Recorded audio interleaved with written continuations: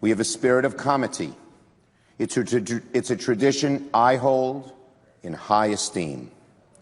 Last night, that tradition was violated, and the Senate went in a very bad direction.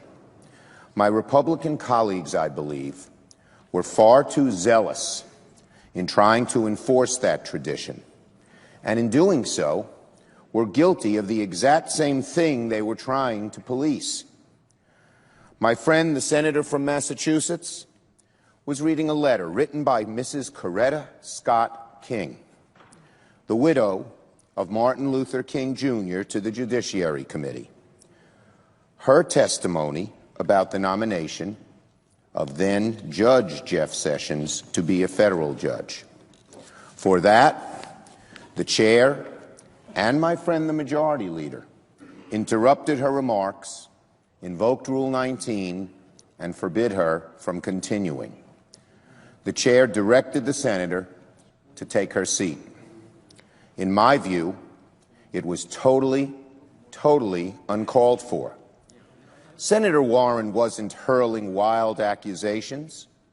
She was reading a thoughtful and considered letter from a leading civil rights figure.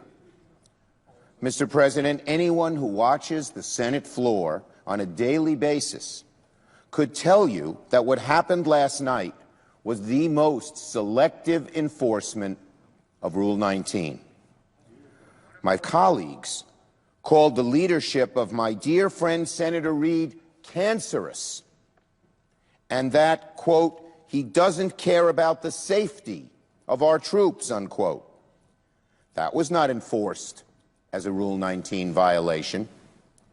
But last week, I heard from a friend on the other side. I heard a friend on the other side of the aisle just last week accuse me of engaging in a tear-jerking performance that belonged at the Screen Actors Guild Awards.